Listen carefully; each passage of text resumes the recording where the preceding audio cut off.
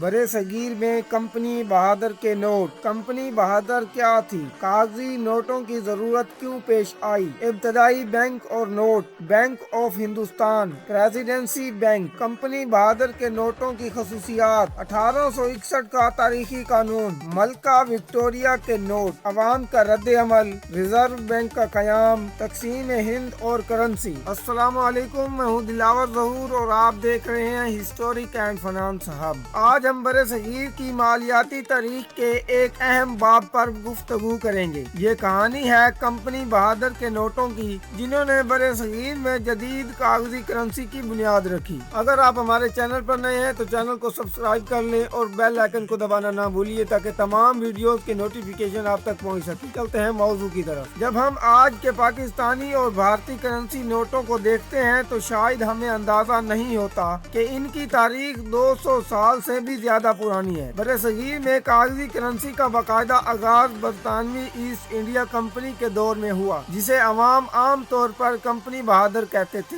سن 1600 میں قائم ہونے والی برطانوی ایسٹ انڈیا کمپنی ابتدا میں ایک تجارتی ادارہ تھی، لیکن وقت کے ساتھ ساتھ اس نے ہندوستان کے وسیع علاقوں پر سیاسی اور فوجی کنٹرول حاصل کر لیا۔ 18ویں اور 19ویں صدی میں کمپنی عملی طور پر برے صغیر کی حکمران بن چکی تھی۔ اس دور میں تجارت سونے، چاندی اور تانبے کے سکوں کے ذریعے ہوتی تھی، لیکن جیسے جیسے تجارت میں اضافہ ہوا، بڑی مقدار میں دھاتی سکے لے جانا مشکل ہوتا گیا۔ تاجروں اور بینکاروں کو ایک ایسے نظام کی ضرورت تھی جو زیادہ محفوظ ہو، آسانی سے منتقل کیا جا سکے اور بڑی رقوم کی ادائیگی ممکن بنائے۔ اسی ضرورت نے کاغذی نوٹوں کی اجراء کی راہ ہموار کی۔ 18ویں صدی کے آخر میں کلکتہ، بمبئی اور مدارس میں چند بینک قائم ہوئے۔ سن 1770 میں قائم ہونے والے بینک آف ہندوستان کو برے صغیر کے ابتدائی بینکوں میں شمار کیا جاتا ہے۔ اس نے محدود پیمانے پر کاغذی ادائیگی کے دستاویزات جاری کیے۔ Presidency bank. بعد میں 3 بڑے بینک وجود میں آئے: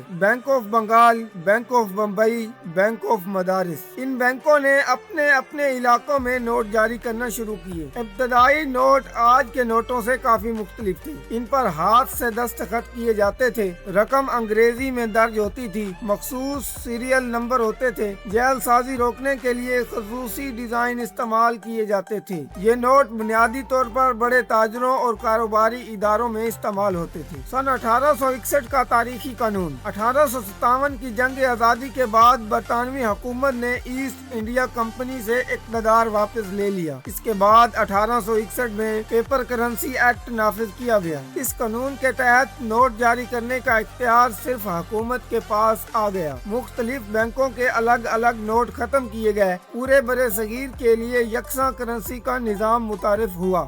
یہ برے صغیر میں جدید مالیاتی نظام کی جانب ایک بڑا قدم تھا۔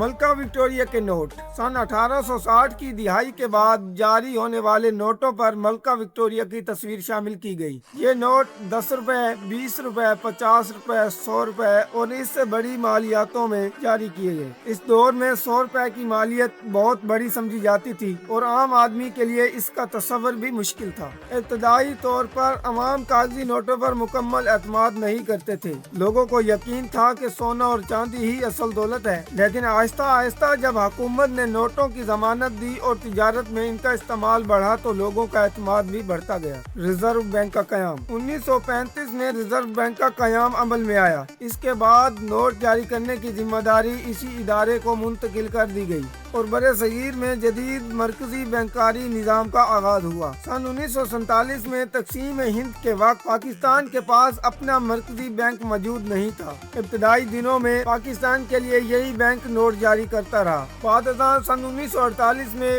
پاکستان میں بینک قائم ہوا اور پاکستان نے اپنی الگ کرنسی کا اجرا شروع کیا۔ کمپنی بہادر کے نوٹ صرف کاغذ کے ٹکڑے نہیں تھے بلکہ برے صغیر میں جدید مالیاتی نظام کی بنیاد تھے۔ انہی نوٹوں نے بینکاری، تجارت اور کرنسی کے اس سفر کو جنم دیا جس کا تسلسل آج پاکستان اور بھارت کے جدید مالیاتی نظام میں نظر آتا ہے۔ تو یہ تھی کمپنی بہادر کے نوٹوں کی کہانی اور تاریخ۔ ویڈیو کو لائک اینڈ شیئر کریں، کمنٹ سیکشن میں اپنی رائے کا اظہار کریں اور ہمارے چینل کو سبسکرائب کریں۔ ملتے ہیں ایک نئی ویڈیو کے ساتھ۔ اللہ حافظ۔